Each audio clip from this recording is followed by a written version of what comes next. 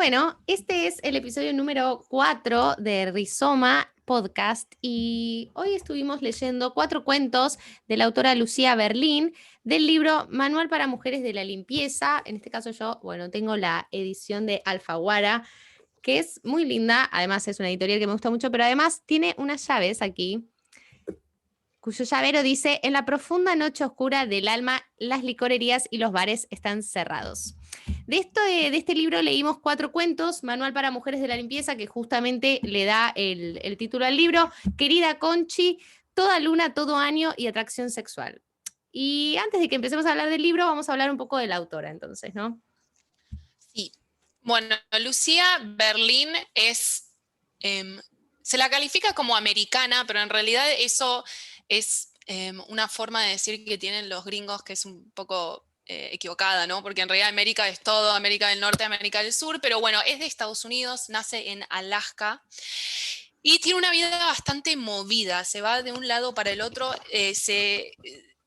no sé si ella se autocalifica, pero bueno, muchos de los que escriben sobre ella la califican como una nómade, ¿no? Que va viviendo en distintos lados. Esto surge porque en principio, cuando ella tiene más o menos 10 años, su papá se va a la guerra, a la Segunda Guerra, 1941, se va a pelear a la Segunda Guerra, y ella se muda entonces a El Paso con sus abuelos maternos. Bueno, tiene una relación bastante conflictiva con su abuelo, con su mamá, y cuando vuelve su papá de la guerra, se va a vivir a Chile, ¿sí? Cuando se va a vivir a Chile, vive una vida bastante adinerada, digamos, en un círculo de gente con mucho dinero.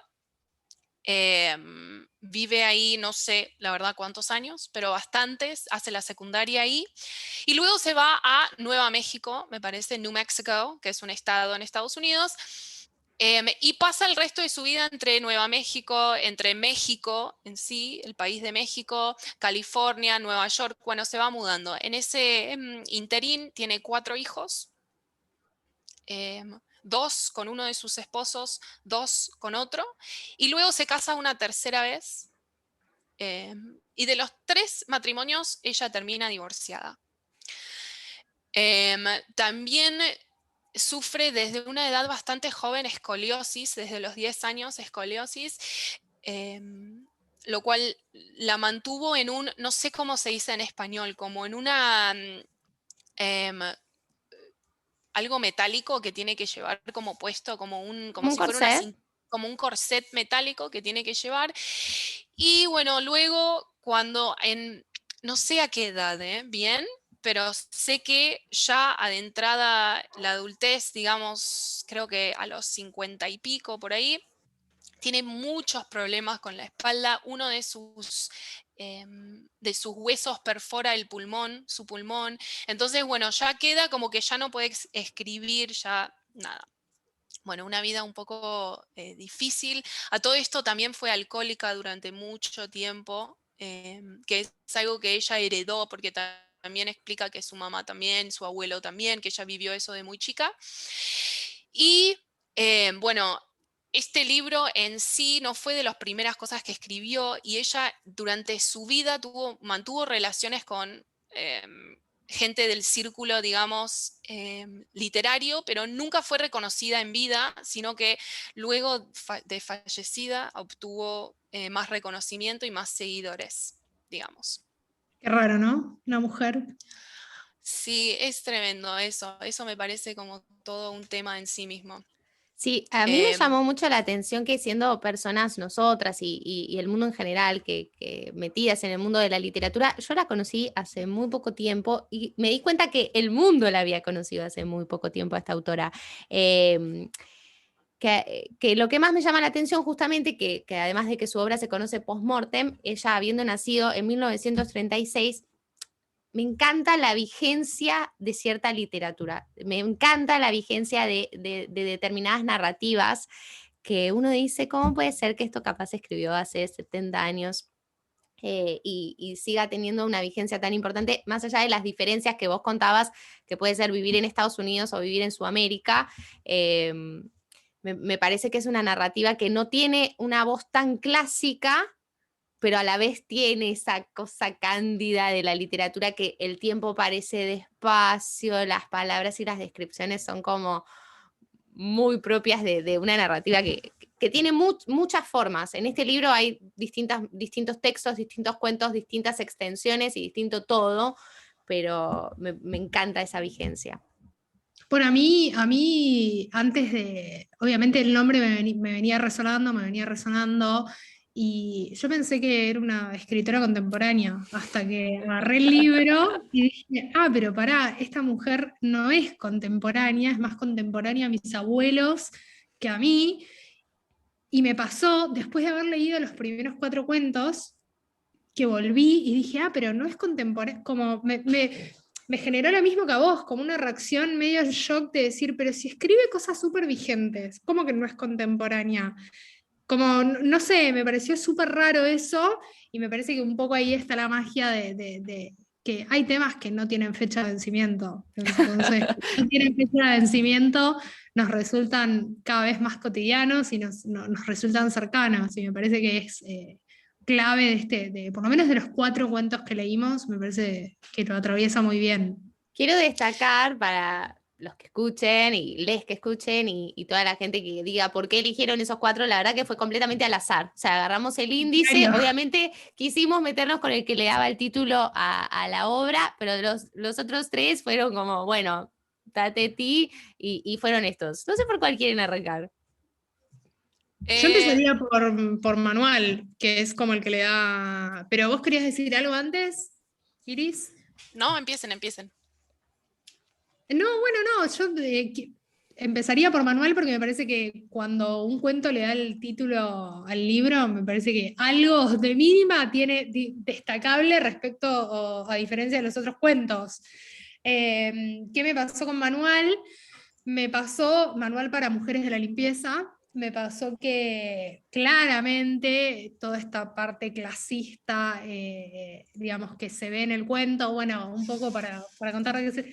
No vamos a spoilear, pero un poco para contar de qué se trata. Es una mujer que entra a trabajar como mujer de limpieza, una mujer académica, que es un dato no menor, que entra a trabajar a unas casas a limpiar. Hay algo ahí con marido fallecido, viuda, y a mí me pasó digamos, toda esta, en general, yo creo que un poco antes hablábamos que en general me parece que hay una relación de lo que tiene que ver con las relaciones hombre-mujer, de pareja, que se atraviesan todos los cuentos. Me parece que digamos, esto de la diferencia de clases, las clases sociales, esa distancia entre un servidor y entre un sirviente y un servido, le puse yo porque me parece no sé, me gustó denominarlo así. Me parece bueno, que hay como una búsqueda no sé si resiliencia, pero como una búsqueda de mermar un poco una angustia dentro de ese cuento, que va denotando que hay miserias humanas mucho más angustiantes que la pérdida de un ser querido, ¿no? Y que se van viendo alrededor de lo que le pasa a esta mujer, yendo a limpiar a casas de otras familias, sobre todo de clase media alta. Pero bueno, me gustó mucho. ¿Qué les pasó a ustedes? Bueno, a mí me gustó mucho este cuento. Quizás yo mantengo una relación un tanto diferente por haber vivido en Estados Unidos y por tener cierta cercanía a las cosas que cuenta.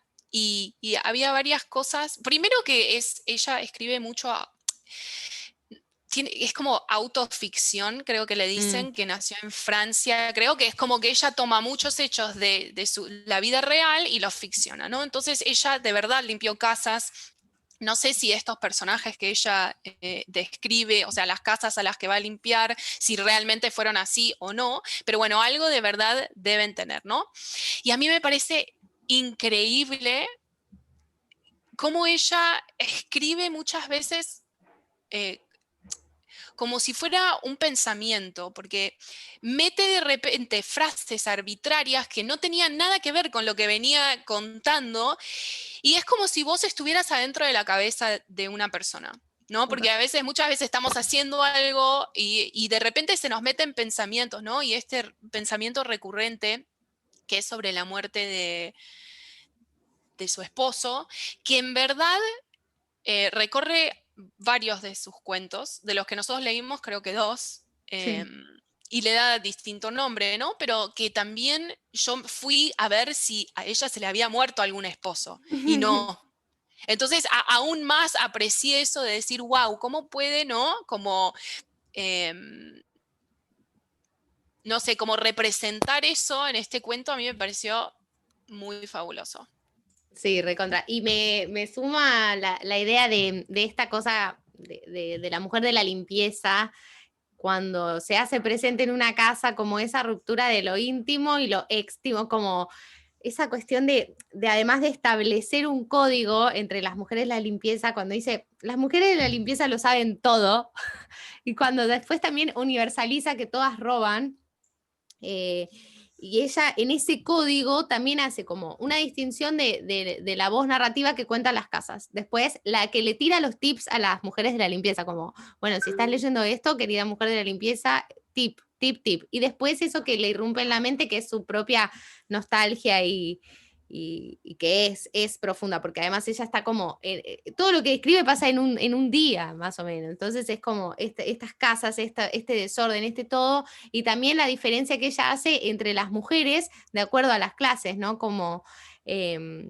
qué posibilidades hay también para representar y encarnar el feminismo, representar y encarnar las crianzas, que sus maridos tengan amantes, como rompe la estructura de la intimidad de la casa, y en realidad cada casa tenía como su propio drama, incluso la mujer que no se acordaba de nada, pero una apreciación muy importante que te hace pensar que vos también podrías meterte en las casas de las personas y ver todas esas cuestiones, pero en realidad es algo mucho más cotidiano, y por eso digo que se hace tan presente, ¿no? Que es como, claro, quizás todas las mujeres de la limpieza pensarían esto mismo ahora, ridiculizando esa diferencia que hay entre las amas de casa o las mujeres que trabajan y todo eso, y las mujeres de la limpieza. Y encima también hace una diferencia entre las mujeres negras y las mujeres judías. Dice que hay un montón de diferencia, porque dice que las mujeres blancas se sienten súper incómodas de tener a alguien en su casa, mientras que las demás, bueno, para eso te pagan y no tienen ningún problema de que estés ahí. A mí lo que me pasó respecto de esto, me parece que como las citas que yo saqué del cuento tienen que ver un poco con este juicio personal que hace ella sobre la clase a la que social a la que le va a limpiar, ¿no? Y me parece que, no sé, hay como estas máximas que dice, al final es lo superfluo lo que te tienta, o no sé, la gente rica que va en coche nunca mira a la gente por la calle, o la gente, esta fue como la que más me impactó, porque es 100% real. Dice, la gente pobre está acostumbrada a esperar la seguridad social, la cola del paro, lavanderías, cabinas telefónicas, salas de urgencia, cárceles, etc. Como que hay este privilegio que tienen las clases sociales más ricas por tener un excedente económico, hace que no tenga, digamos, que haya preocupaciones completamente distintas, ¿no? Entonces hay una apreciación de la vida completamente distinta. Dice, por ejemplo, en un momento dice, la gente rica que va en coche nunca mira a la gente de la calle, como diciendo, los que estamos en otro estatus social o los que están en otro estatus social van por la vida como observando. Y los otros simplemente van por la vida haciendo, ¿no? Es como sin mirar un poco a tu alrededor qué es lo que pasa. A mí, yo como que lo tomé más para ese lado. Y cómo ella iba encontrando fármacos, ¿no? Como igualmente en las casas lo que se consumía eran fármacos, incluso, bueno, casas de médicos, de psiquiatras y todo, pero ella como que en su penar decía, bueno, por lo menos si me robo algo van a ser fármacos y los acumulo para cuando no la esté pasando bien. Exacto.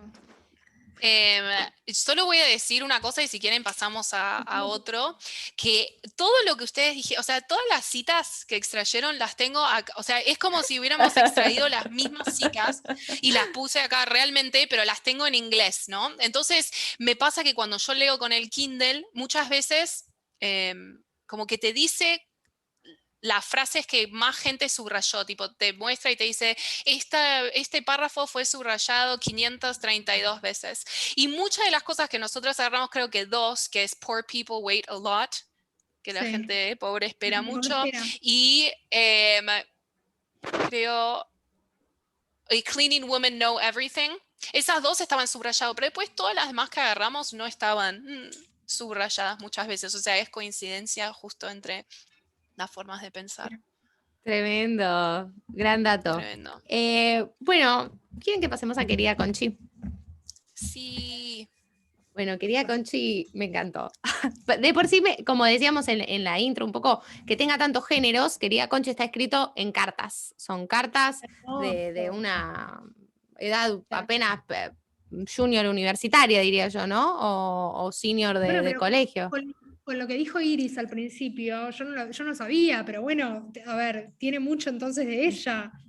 Sí, sí, yo y me pensé hizo que era un pensar tema. mucho en Iris, obviamente, también, por estas cuestiones, pero bueno, me pareció un texto que también va describiendo, quizás incluso en ese drama que puede ser mudarse de un lugar a otro, como también la libertad que le da esa vida sola, esa vida nómade, toda esa libertad que pareciera que no se la terminan de dejar de explorar, pero ella que la vive a través de todo, desde lo que puede explorar con su mente hasta con la sexualidad.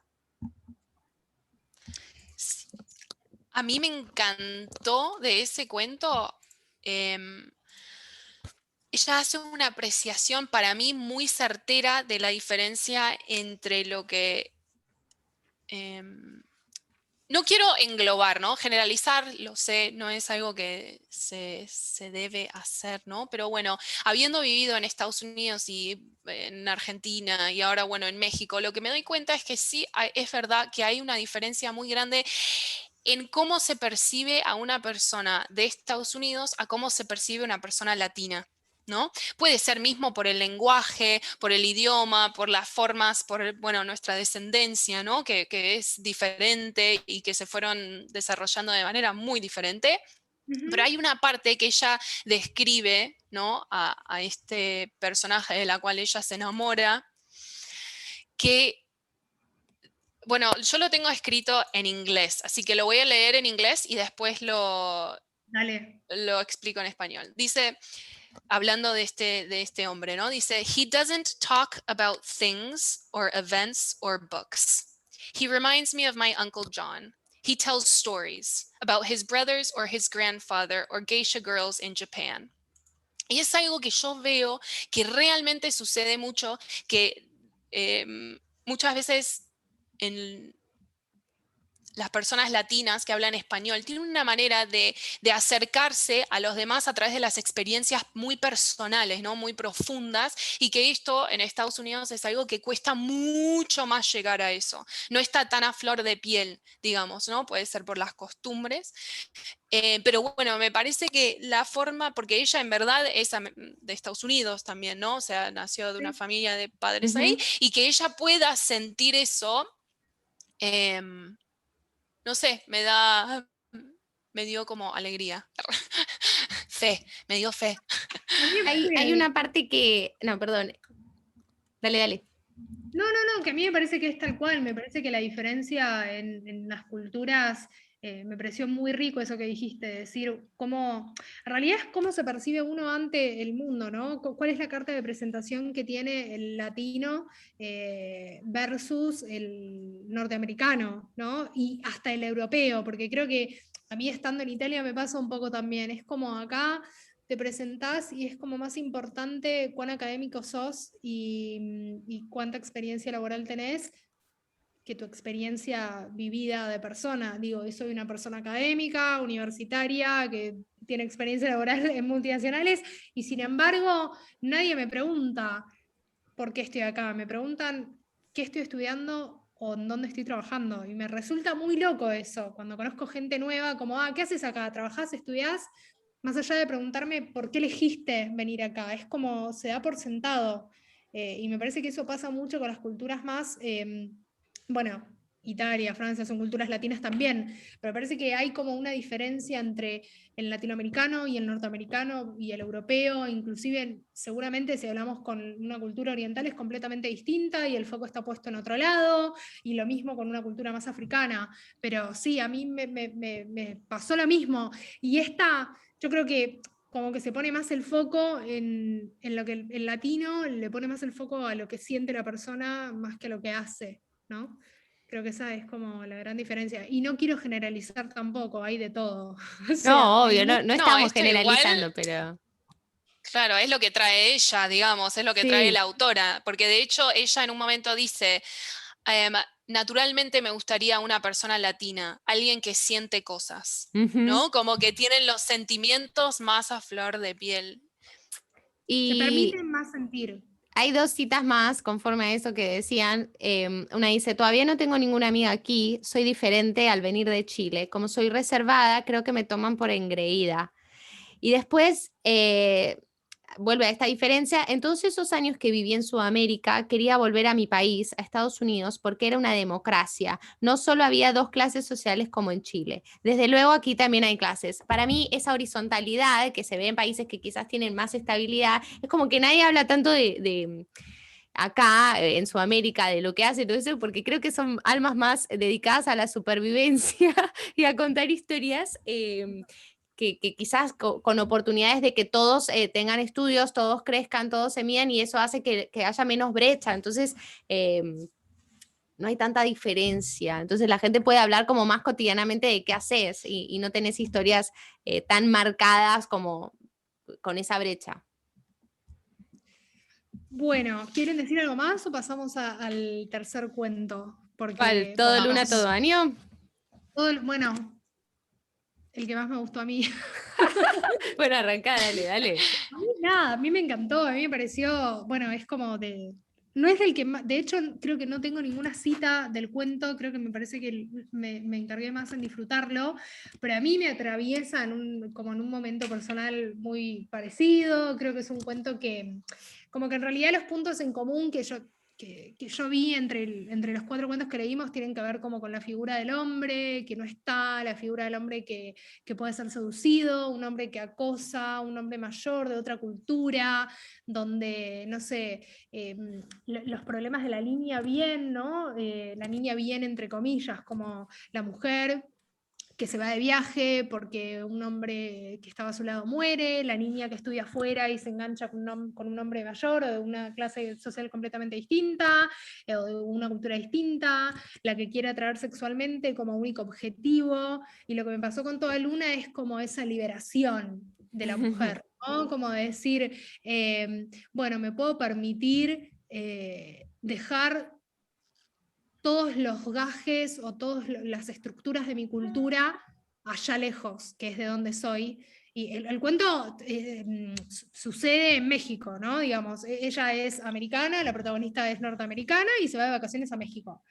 Y toda esta conexión con la naturaleza, en un modo de liberación, como decir, bueno, me permito vivir las cosas abajo del agua, que es donde nadie me puede juzgar, ni nadie me puede ver, y por nadie quiero decir a la cultura, a su propio país, ¿no? Como, de nuevo, no leer el cuento en un contexto. A mí me pareció maravilloso, pero bueno, nada, opiniones Sí, me personales. encantó, a mí también, me encantó. Me interpela, siempre la naturaleza me hace sentir que puedo dejar colgada el traje de persona que responde a cosas, siempre es como un gran punto de fuga, un gran paréntesis, y mismo eso de conocer gente, hacer nuevas cosas, siempre es algo que mantiene viva el alma, como que ella por momentos está buscando algo que la ancle y no sabe qué es lo que la puede, no sé si anclar como una palabra que estancada, sino como aquí, porque habla tanto del mar, de las barcas y de todo, que dice, bueno, ¿qué voy a hacer cuando vuelva? ¿O qué voy a hacer ahora? ¿Viajar, suicidarme? Como si fueran ambas opciones de escapes, lo que fuera, y me encantó. Y algo que me marqué también, ya que Iris lo leyó en inglés, bueno, el texto empieza como con un poema y ella tiene que hacer unos trabajos de traducción. Y ahí ese juego del lenguaje, que al menos en el texto en español es brillante. ¿Cómo aparece en el texto en inglés al principio? Pero ¿El poema?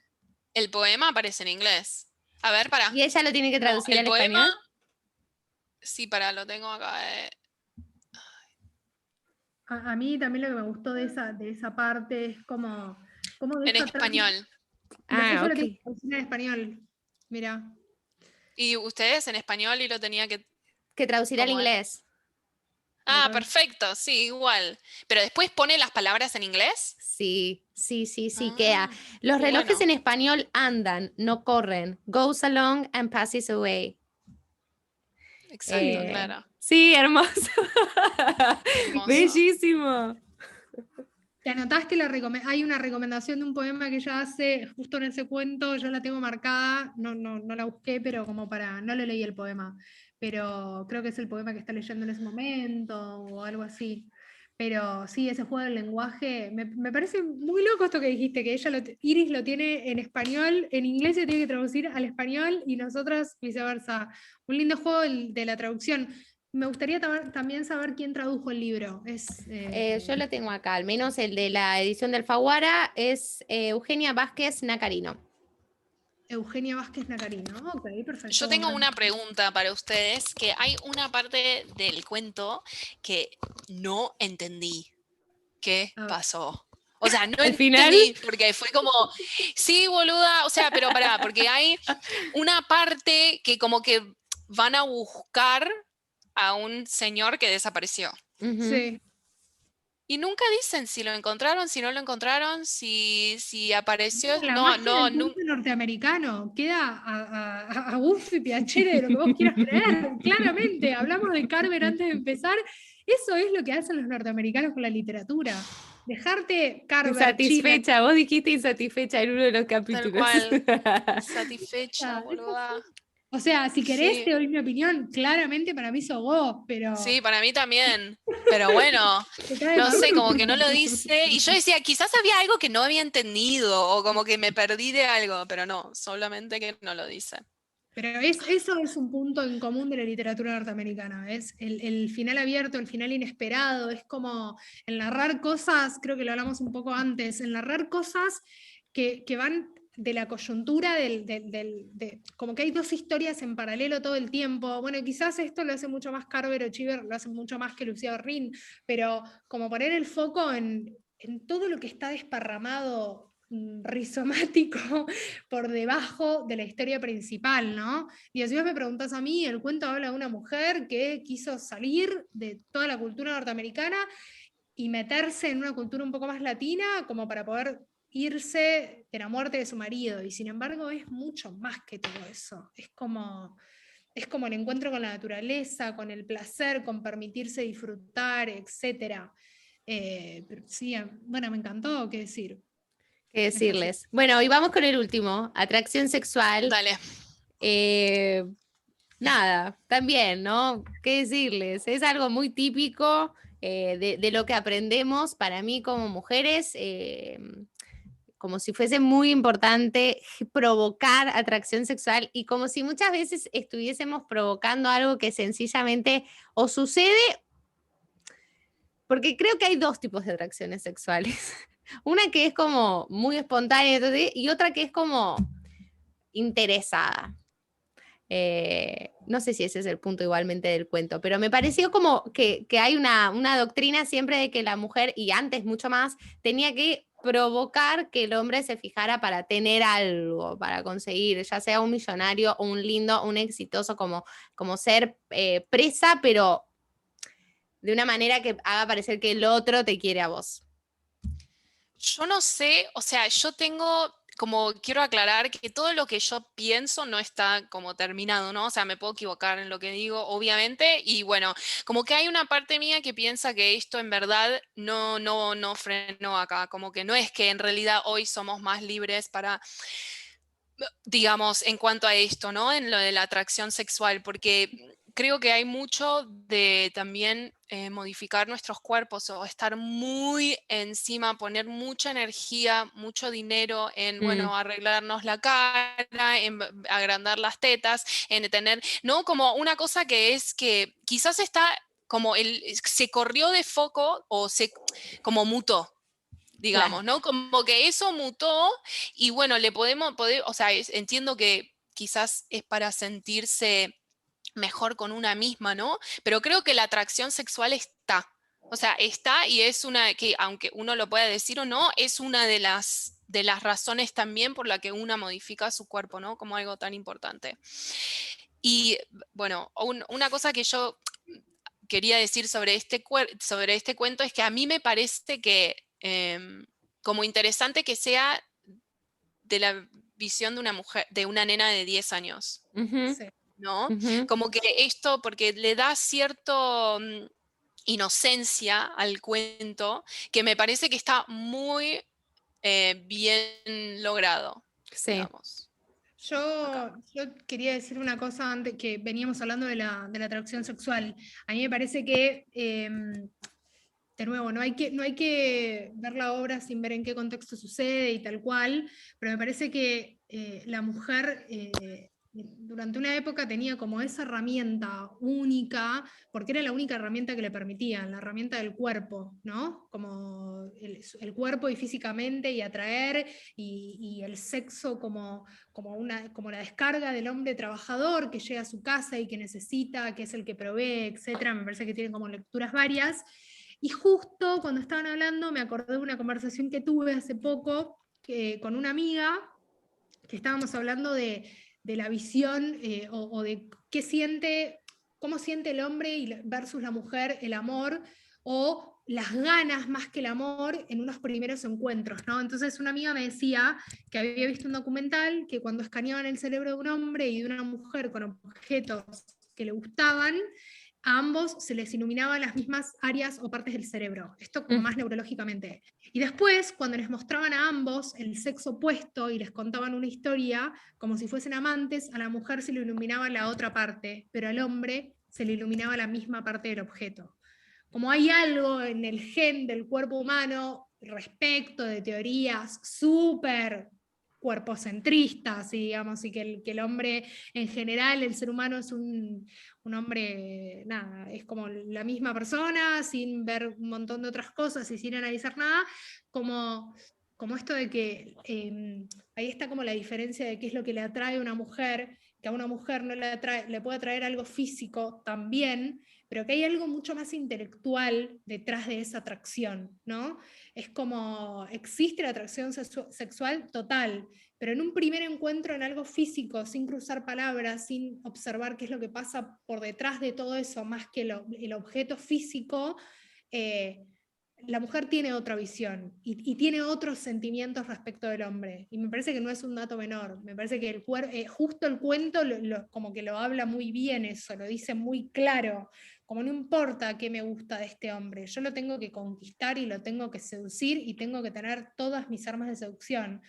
Y al hombre solo le gusta el cuerpo de la mujer y la mujer sabe que si hace tal cosa o tal otra, el hombre va a caer en esa red.